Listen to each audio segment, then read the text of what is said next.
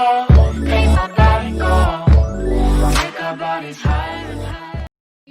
E aí, pessoal, vamos hoje de Carlos Drummond de Andrade. A aula de hoje é direcionada tanto às turmas da segunda série A, B e C, como também aos terceirões como revisão. E vamos de Carlos Drummond de Andrade, a grande voz da poesia da segunda fase.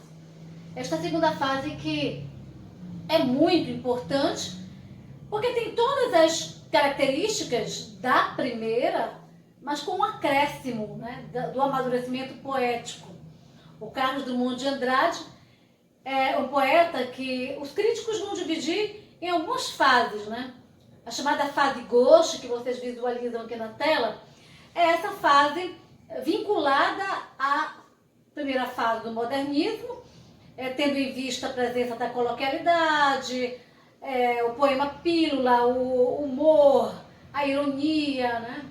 Essa coloquialidade, essas conquistas tão importantes da chamada fase demolidora, que é a primeira geração, com essa pegada tão importante da ruptura com os esquemas passadistas. Mas nós temos também nesta fase, pessoal, a presença de uma certa reflexão existencial, um certo isolamento, e nós vamos ver adiante, tá?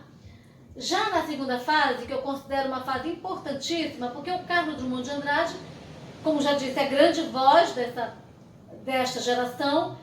Ele é um poeta muito engajado socialmente, embora seja um homem muito circunspecto, né? Um homem muito funcionário público, mas é um gigante na literatura, uma vez que as poesias dele são tão importantes para a compreensão do mundo em que se vive. O Carlos Drummond de Andrade, ele produz a poesia do seu tempo, a poesia do tempo, né? Então, se nós formos dar uma olhadinha para o contexto histórico, nós iremos visualizar um contexto histórico em ebulição, com muitos problemas sociais. Nós estamos aí na geração de 30, na década de 30, nos aproximando da Segunda Grande Guerra. Nós temos aí as questões da política brasileira, Estado Novo, nós temos também a quebra da Bolsa de Valores aí no finalzinho de 1929. Então, todos esses elementos aí irão exigir a necessidade de que a literatura, de que a arte seja uma arte engajada, participativa, que apresente os desdobramentos desse contexto tão cheio de conflitos que estamos vivendo. Portanto, a segunda fase nós temos o predomínio desses temas sociais, né? Como já falei para vocês, o poeta, o eu lírico, manifestando interesse pelas questões sociais e expressando isso na sua obra literária, né? Já na terceira fase, nós temos a chamada também fase negacionista, até no cadernão de vocês, no livro de vocês, vocês podem visualizar isso. Nós temos também a fase filosófica, né? Chamada fase filosófica, que é essa já da década de 50, que nós temos aí o tema relacionado à vida, o tema relacionado à morte, o tempo, a velhice, né? É uma fase muito importante, mas que também ela vai se entregrudar, vai se amalgamar, né? Vai se misturar com as outras fases, a fase anterior e a fase chamada negacionista, né? Porque nós temos aqui, eu até marquei para vocês, a síntese de todas as fases, né? Que apresenta aí todos os elementos do Drummond de Andrade, esse poeta que tem o chamado sentimento do mundo, mas com uma ironia, com humor, né? Com uma capacidade de perscrutar a fundo as questões existenciais, as questões sociais, as questões humanas, né? Então vamos começar a ler e a interpretar essa gigantesca obra do Carlos Drummond de Andrade. Vamos considerar os elementos semânticos, sintáticos, lexicais e sonoros. Não há tempo de nós esmiuçarmos nesse vídeo aqui a aula dele por conta do tempo. mas nós vamos fazer uma leitura aqui, tentando fazer as provocações necessárias a vocês. Aqui eu tenho o poema de 7 faces, a chamada fase gauche dele, né? Esse poema é interessante porque quando eu nasci, diz o eu lírico, né? O anjo torto desse que vive na sombra disse, vai Carlos, ser gauche na vida, né? Essa ideia de ser meio desajeitado, meio torto, porque, minha boa gente, Carlos Drummond de Andrade tem em si o sentimento do mundo. Ele carrega sobre si, como mesmo mostra numa obra chamada Máquina do Mundo, todos os sentimentos pertinentes a esse contexto emblemático, né? Esse contexto cheio de conflitos, né? Que é a existência humana. Então, se quando nós consideramos Carlos Drummond de Andrade, o modernista brasileiro, e Fernando Pessoa, poeta modernista português, nós vemos que o Fernando Pessoa, ele vai criar os chamados heterônimos, que irão ajudá-lo a desvendar essa complexa existência humana. O Carlos Drummond de Andrade sozinho tentará fazer isso, porque ele tem em si o chamado sentimento do mundo. Aqui no finalzinho do poema de 7 faces, tem algo importante. Ele diz, meu Deus, por que me abandonaste? Se sabias que eu não era Deus, se sabias que eu era fraco. Mundo, mundo, vasto mundo. Se eu me chamasse Raimundo, seria uma rima, não seria uma solução. Mundo, mundo, vasto mundo, mais vasto ainda é meu coração. Então nós temos aí a chamada,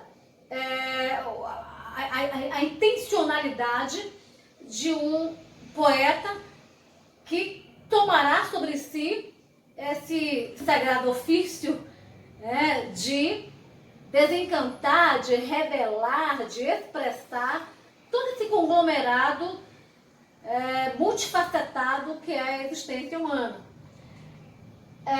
Eu queria muito falar para vocês sobre o Congresso Internacional do Medo, que é a fase social dele. Esse poema é incrível, muito atual, gente. Eu queria que vocês lessem junto comigo, fazendo um contraponto com a pintura, com a obra O Grito. O Grito, que vocês conhecem bastante. Então vamos ver. Nessa fase social dele, nós temos uma frustração, nós temos o aniquilamento, a angústia, o desespero em face a todas as questões sociais. Afinal de contas, o terreno que estamos pisando no âmbito social é extremamente difícil, que torna o indivíduo sem saída, angustiado, frustrado. Então vamos ver aqui, vamos ler comigo, mesmo pensando nesse poema. Vejam aí os versos livres, né? Todas essas conquistas em relação à liberdade que ele tem, criadora, né? Então vamos ver aí, Congresso Internacional do Medo. Provisoriamente, não cantaremos o amor que se refugiou mais abaixo dos subterrâneos. Cantaremos o medo que esteriliza os abraços. Não cantaremos o ódio, porque esse não existe. Existe apenas o medo, nosso pai e nosso companheiro. O medo grande dos sertões, dos mares, dos desertos, o medo dos soldados, o medo das mães, o medo das igrejas. Cantaremos o medo dos ditadores, o medo dos democratas. Cantaremos o medo da morte, o medo de depois da morte. Depois morreremos de medo e sobre nossos túmulos nascerão flores amarelas e medrosas. Então, vejam que é um pouco de ironia aí, mas nós temos pontos importantes a considerar, né?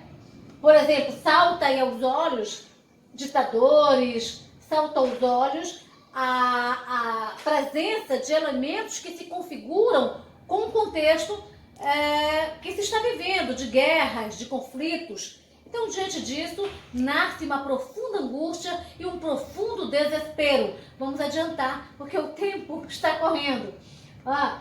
Esse outro poema aqui, que é gigantesco, que também se entrecruza, se nós podemos fazer a correlação com o poema lido anteriormente. E agora, José, a festa acabou, a luz apagou, o povo sumiu, a noite esfriou. E agora, José? E agora você que sem nome, você que zomba dos outros, você que faz versos, que ama, protesta. E agora, José? Essa parte ali é tão importante, olha, cuspir já não pode, a noite esfriou, o dia não veio, o bonde não veio, mas nós vamos ver que o José está sem discurso.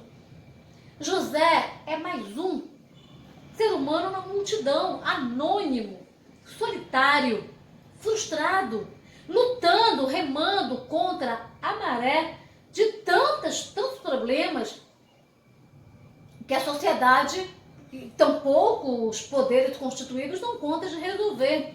Então, José pode estar correlacionado muito bem com outras personagens ou com outros tipos vivenciados na literatura. A gente pode fazer um cruzamento com o Fabiano, de Vidas Secas, do Graciliano Ramos, do mesmo modo com Severino, do Morte e Vida, Severino, do João Cabral de Melo Neto, do mesmo modo com Raquel de Queiroz, do Quim, do Chico Bento. Então, nós estamos nesse contexto de denúncia social. Nós temos um poeta engajado que precisa colocar o dedo na ferida e fazer com que, através da leitura, nós sintamos um pouco mais de perto a solidão, o silêncio, o anonimato e as frustrações recorrentes do José, que está presente em milhares e milhares de seres humanos. Né? Aqui no finalzinho, o tempo não nos permite uma análise mais ampla, mas faremos na nossa aula através do Meet. Então nós temos aqui, e agora, José?